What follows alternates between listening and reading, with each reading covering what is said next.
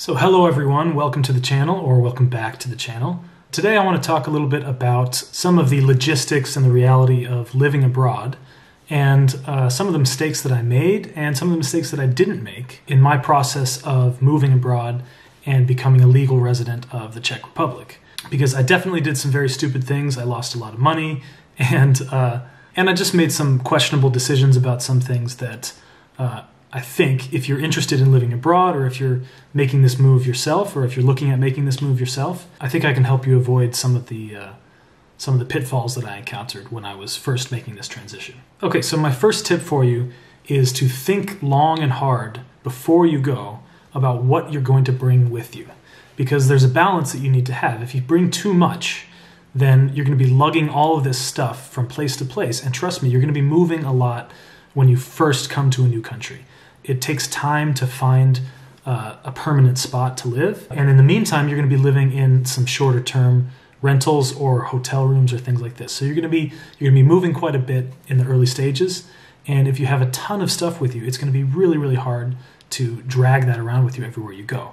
But on the other side, if you don't bring enough and then you feel like you need to have things shipped to you, I mean, depending on what country you live in and depending on where you're shipping things from, it can be very difficult and very expensive to ship large shipments internationally across an ocean. So I live here in the Czech Republic, in Prague, and I had a big box full of expensive recording gear and microphones and stuff like that shipped to me here in the Czech Republic, and I paid something like $250 or $300 in customs taxes. And on top of that, it took like 4 months for it to arrive. Now, this was during the middle of the coronavirus pandemic, so maybe under normal circumstances, it's not quite that bad. But it's going to be quite a long time before shipping systems recover to their pre-pandemic state. So just make sure that you have the things that you really are going to need for the first 6 months of your time in that new place, and nothing more than that, because you want to be self-sufficient and have all the stuff you need, but you also want to be mobile at the same time. Tip number 2 is, if you plan on staying in a place for longer than maybe a month or 6 weeks, get a local SIM card ASAP. So get a local phone number and just take, like what I do is I take my little US SIM card and I've just stored that in a safe place so that if I ever need to go back to the US and use that again, I have it and I can use it. But while I'm in this country, I have a Czech number, I have a Czech SIM card, and I pay for a Czech phone plan and data plan. And I would recommend doing that as soon as possible because international data is unbelievably, insanely expensive. Like, I think I paid, like before I realized how expensive it actually is, I think I paid something like $600 or $700 in international data, which was a big oopsie. But I learned my lesson very quickly, and now I have a Czech number, and that is orders of magnitude cheaper, obviously. Tip number 3, which is related to that, is get a local bank account as soon as you can. Because if you bring a lot of cash with you and you're trying to exchange that cash at exchange desks, depending on which exchange desk you find, there's a high likelihood that you're going to get scammed, or that you're just going to get a really terrible rate and you're going to get charged a lot of money for commissions. Definitely never, ever, ever exchange money in the main tourist area of a city or at the airport when you arrive, because you're going to get absolutely screwed on the exchange rate and the commissions. So what I would recommend doing is open up, well, first of all, you can use your credit card and your debit card that's just connected to your US bank account or wherever you come from.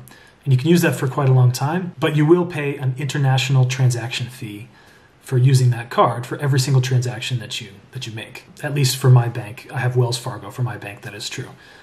So I would recommend getting a foreign bank account, open up a bank account in whatever country you're in, and that's usually a pretty quick and easy process. And then you'll be able to just use online transfer services like TransferWise or Revolut. There's a long list of services that exist primarily to transfer money from like a US bank account or some international bank account into your bank account in that particular country, in that particular currency. And that's going to be way, way cheaper, both in the short run and the long run. So get a local bank account as soon as you can. Tip number 4, don't eat and drink at the places that are designed for tourists to eat and drink at, because you're going to be paying anywhere from 1.5 times as much to like 3 or 4 times as much in the tourist places, right? Because they know that people come there, tourists come there with a bunch of money. They're not particularly picky about the prices that they're paying. They don't know what the local economy is actually like. They don't know what a hamburger is supposed to cost, and they don't know what a beer is supposed to cost.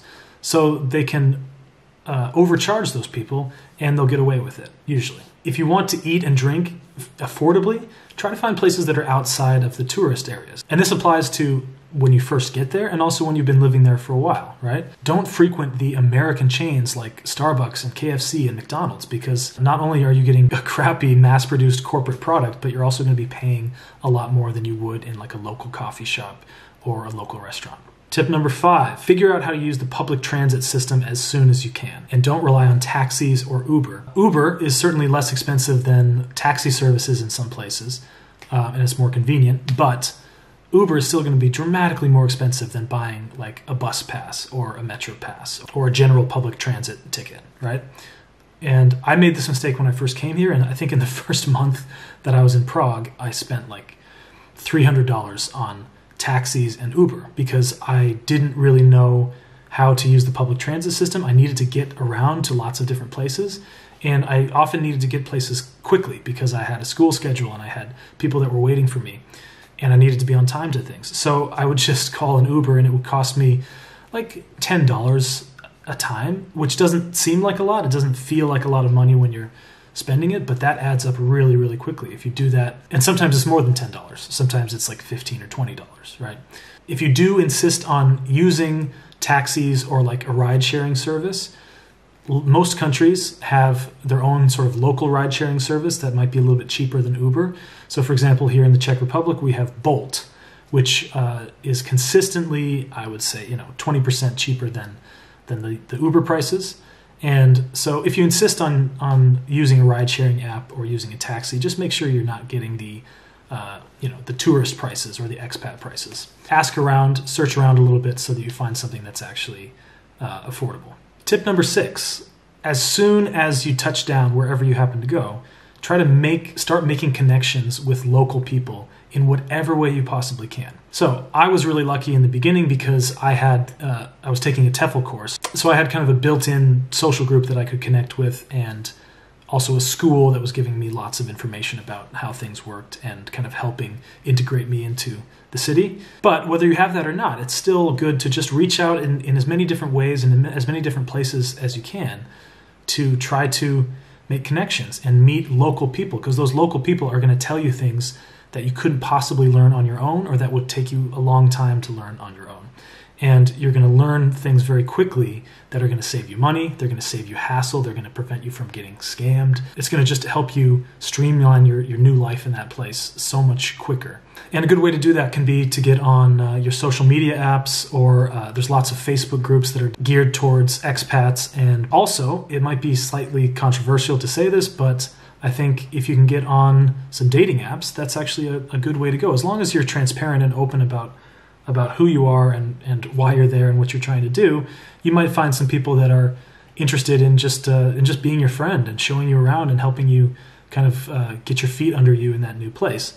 And if you do happen to find someone who wants to date you, it's extremely helpful to have to date someone who is a local, to date someone who's been living in that place for quite a long time, because that person can help you in almost every way you can imagine. They can translate things for you. They can help you kind of understand the culture that you're moving into, understand some of the customs and some of the things to seek out or avoid. So I'm not saying go get a local boyfriend or girlfriend just to have a tour guide. Like, that's a terrible idea. Don't do that. But if you happen to be single and you want to start dating in your new location, as long as you're open and honest and forthright about what you're trying to get out of the interaction, as long as you're not using people, I think it can be a really good way to make some initial connections in a new location.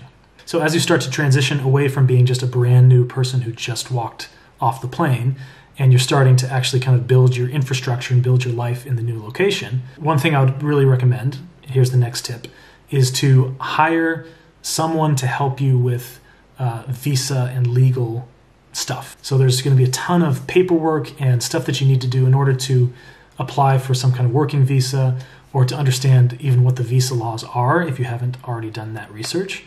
And it's totally 100% worth the money to just pay someone to do that stuff for you, because otherwise you're going to be wading through like legal text in a language that you don't understand. And even if it's translated into English, sometimes it's not translated that well, or sometimes only some of it is translated into English. Even if everything's in English, you still basically have to be like an immigration lawyer to understand everything that is required of you. And someone like, a visa guru, they're going to be someone that has gone through this process many times with different people, and they're going to know exactly what you need to do, and they're going to print out the forms you need. They're going to walk you through how to fill them out and sign them. And this was the biggest thing that I did that just helped remove a huge source of stress for me, was to hire someone to help me get a visa instead of trying to do it myself. Once you have that taken care of, you're going to start looking for things like employment and housing contracts and things like that. So my next tip is to, first of all, limit the number of contracts that you sign, because all of these contracts are going to be in a different language. No matter how you have it translated, or even how good you think you are in that language, there's just a lot of information that you might miss. And it's very important to know what the contracts say that you're actually signing. I signed a lot of contracts in the first few months of being here, including an employment contract that was not entirely honest and didn't pay me as much as I thought I was going to get paid.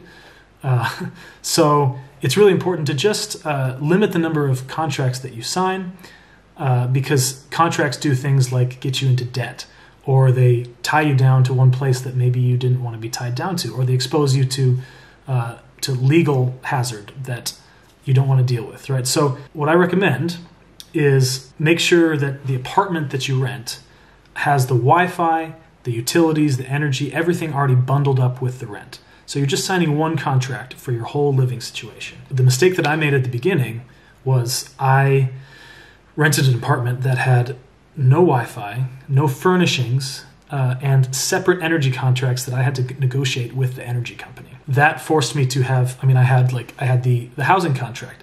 I had 2 or 3 separate energy contracts. I had a Wi-Fi contract. I had a data contract for my phone. And then I had an employment contract.